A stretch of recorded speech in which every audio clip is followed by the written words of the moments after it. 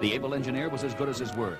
Within minutes of entering his incredibly complex engineering section, filled with the most advanced machinery the universe had ever seen, the madman's signal was traced. As soon as they were given the news, Captain Kirk and Mr. Spock joined their Scottish friend on board an Enterprise shuttlecraft, quickly heading for the source of the threats.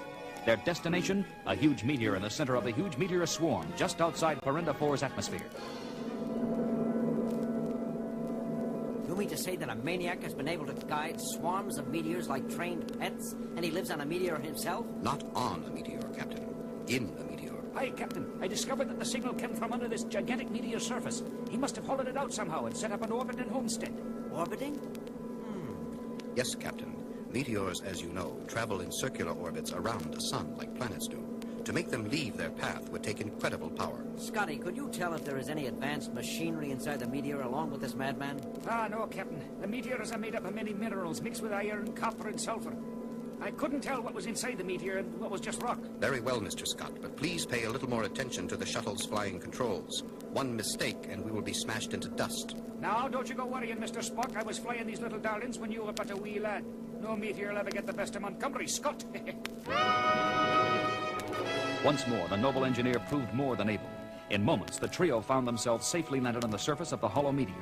But just as they were about to put on spacesuits to investigate the airless globe, a soft but sinister voice came over their communicators. Welcome to Terranius, gentlemen. Welcome to my planet. No need to wear bulky spacesuits. I will simply guide your craft into my underground realm where there is plenty of air to spare. Plenty of air. Please sit down, my uninvited prisoners. I mean, visitors. You shall not find me a dull host. Ach, man, he knew we were coming all along. What should we do, Captain? Take it easy, Scotty. There's nothing to do. We'll see what this man has on his mind. But remember, the Enterprise's weaponry is trained on this meteor. One false move and we can blow it into eternity. Somehow, Captain, that does not make me feel safe. After all, we too are on this meteor.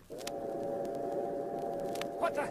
The entire shuttle is moving, and the engine isn't even on. Mr. Spock, can you locate any equipment that might be moving us on your sensors? No, Captain. It seems that a force field has picked up our ship as if it were a feather and is bringing it into a cave on the meteor's surface. I can't fight it, Captain. I can't control the ship. But if no equipment or machinery is guiding us, how is this being done? What force could control a Federation shuttle as if it were a toy? I am that force, Captain Kirk. I can read your minds. I can control your puny ship.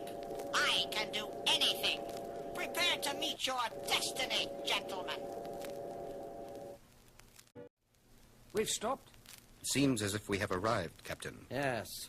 Open the hatch, Mr. Scott. Let's see what our destiny looks like.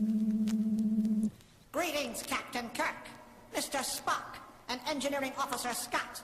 I am Terranius, ruler of this world, and soon to be Emperor of all space. Emperor! Why, you little bald runt of a withered old weasel. You have a lot to answer to, man, about destroying a Federation outpost and putting the force. Silence! You do not understand. No one understands that I deserve to rule. I have the power. Indeed. And what exactly is this power, may I ask? The power to move things with my mind, Mr. Spock. You are half Vulcan. You may have the intelligence to understand. I can control objects with just my powerful thoughts. I can bend anyone's will to my own. I can rule everyone. I deserve to rule everyone. Psychic power, Captain. Mental ability so great it has unbalanced his mind. He is vastly powerful, but he is also vastly dangerous. Terranius, I agree that anyone with such magnificent powers as yours should rule.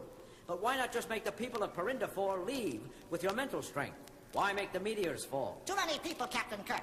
I could not control them all, even with my incredible abilities. So I had to drive them out. I see, oh great Terranius.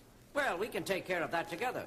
Just come back to the Enterprise with us and we can begin your rightful rule. Captain, have you lost your mind? Turn Perinda 4 over to this daffy maniac? I won't let you do it. I won't! In a rage, Scotty lunges at Terranius. No, Mr. Scott. The captain was just trying... Look out, Scotty. He's breaking away from you. Aha! Try to capture me, will you? I decree all movement. Stop! You see?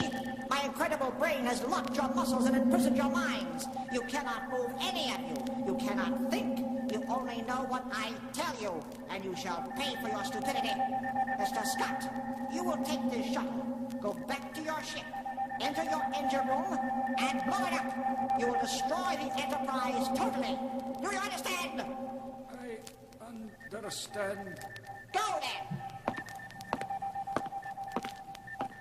Now, Captain Kirk and Mr. Spock, my motionless friends, what shall I do with you? Shall I have you dance while your engineer sabotages your ship?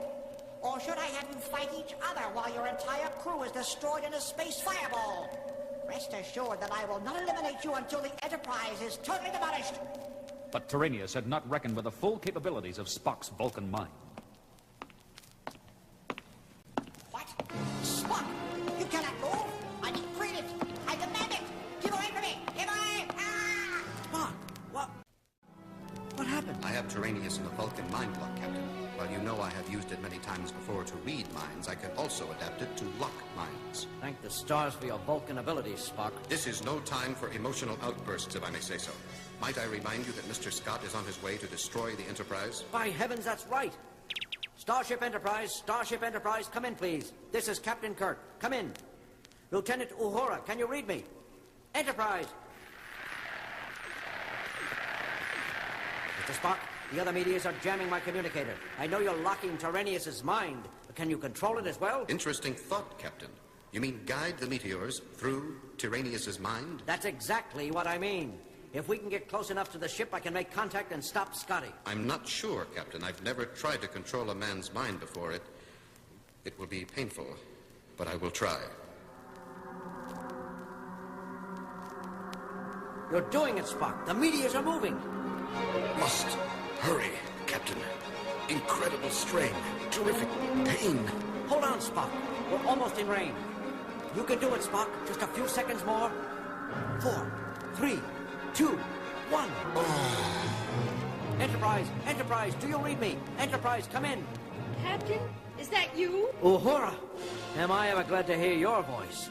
Lock into this signal and beam us aboard immediately. And notify security that they must stop Engineer Scott at all costs. At all costs.